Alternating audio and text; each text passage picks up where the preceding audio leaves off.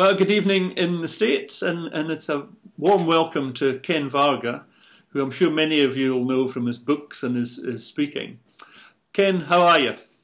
I'm doing wonderful. Yeah, good stuff. How's everything down under? It's great here. It's early morning at the minute, so here with a cup of tea, and I think you're sitting there with a glass of wine. So that's Yes, I am. Yes, I am. Yes, I am. It's 7 o'clock here. Indeed. We would like our listeners, I think, would really like to hear a little bit about what you think of the world of the customer at the minute. You've spoken a lot about sales. Do you see the world changing in terms of customers these days, or is it just the same as it's always been? Well, I think it's the same as it always was, Ray. It's the only thing that I think has changed is that they're more educated, they're more aware. And we've got to see that. But, you know, one of the biggest problems that I see that has been happening is individuals have forgotten, I don't even know if they ever knew this, the art of listening. And you know, you could always find out what a customer wants. They're willing to tell you what they want, how they want to receive it. And all you got to do is sit back and listen. The unfortunate thing is that a lot of people have lost that art of listening. Mm-hmm. And why do you think that is? What is it that stops people listening? Because I find that a lot in business too. People don't seem to be prepared to listen.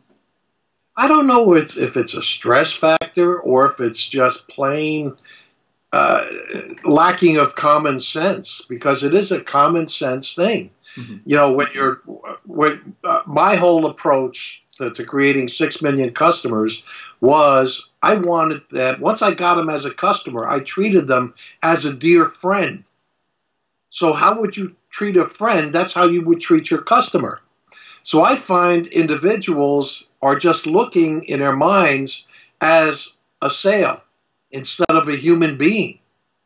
You know, and every single one of I did a study when I was first started off in the insurance industry. I was told, buy a list every week of 100 people, mail out 100 letters, call them, and you'll have 2 appointments a week. And then next week, get another list. So one day, without telling my manager, I said, I'm just going to concentrate on these 100 people that I contacted, and I'm going to be in front of them at least once a month. Now, this is during a time of snail mail. We didn't have the push of a button like email is today. I mean, but the principle is the same today. It's bringing somebody along and nurturing them. So I would send them an article that had nothing to do with insurance. It would be about health. And I'd say, John, this is a great article. I don't know if you ever saw it. You know, I do this for my clients, by the way. I'm not just in the insurance business. You know, and what have you. Let me know how it works for you. So by constantly doing this, the door now is open for them to call you. And the sale is easier to be made when they do call you. But the key thing here is that you're nurturing them. And I found that after 5 contacts, 80% of them became my client. So you're at one end of the business journey. If someone was starting out in business, what would your advice be to them around customers, getting them and holding on to customers? The biggest advice I would give to anybody is not about how to get and hold customers. It's finding individuals like you and I that they could learn from. Because again, we've been there, seen it, done it. And we could help them along the line. So seek individuals out like us that could help you. And the second thing is, you know, look, my website, I offer free marketing tips of the week. You know, I'm 69 years old, Ray. I still don't know what I want to be. Yeah, and I'm doing all this here stuff that is starting to evolve.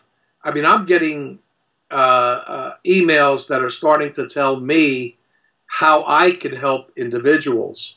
And again, going back to the art of listening, this is the way that I listen to my clients and potential customers on the problems that they're having. And again, it's listening to those things. You just can't go into a sale to make a sale. You got, you know, what I'll call stores where individuals go walk in. You got professional organizations, which are dentist office, chiropractors, etc., etc. I mean, everybody's vying for that same employee, for that same customer.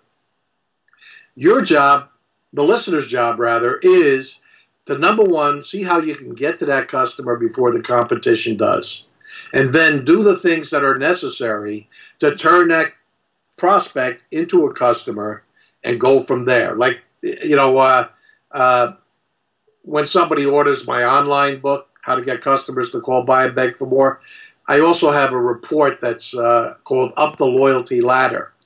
And it takes individual stages, because once you create once you have a prospect and they become a customer, then you should be doing the different things to train them how to become your advocate. Yep. That's the critical part, because a customer is a lifelong customer when they're advocates of your business. So so much, right? What's your top 2 or 3 tips on creating loyal customers then? Number one, nurturing them. That's the most important part. But the key thing is, how often your insurance agent, when do you hear from him or her? Never. When it's time for renewal, right? Yeah. All right? In today's day and age of email and everything and database marketing, there's no reason that you can't have a virtual assistant or somebody pressing a button and having a message go out every 2 or 3 months. It doesn't have to be every month. You know, Jane, just thinking about you, etc. You know, my manuals that I do for the insurance industry, I had to stop writing after 1,200 pages. It was so massive, really. But the whole thing is the nurturing of that client. Yeah. And treating them as a dear friend. And when you do that and you exceed their expectations, and that's critical. You exceed the expectations of that customer. You've got a lifelong customer for life, Ray. Yeah, yeah. Well, and advocates are the key, isn't it? It's you also speak a fair bit about referrals. How important do you see referrals being in today's business? I think they're very important. You know, I hear about joint ventures. I hear about centers of influence. And I have yet to see anybody that goes about it the way I do. All right? When all my centers of influence, I mean, they were started with the approach was, how could I help you? Let me help you get customers. Let me help you get clients. So it was bankers, it was accountants, etc. People who had customers that were like the customers I wanted. So my first approach was, how could I help them in their business or their problems? Mm-hmm. Once that was done, because of what I call the law of reciprocity, they now in turn feel obligated to help me. Yeah.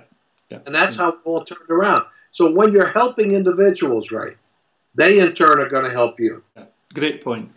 Ken, I think the watchword for today's interview is nurturing. I think you are a great example of how to nurture clients, and I would like to thank you for today's interview. So you look after yourself and enjoy your wine, and I'm sure we'll speak to you again soon. Let's do this again. Perfect. Thank you. Okay.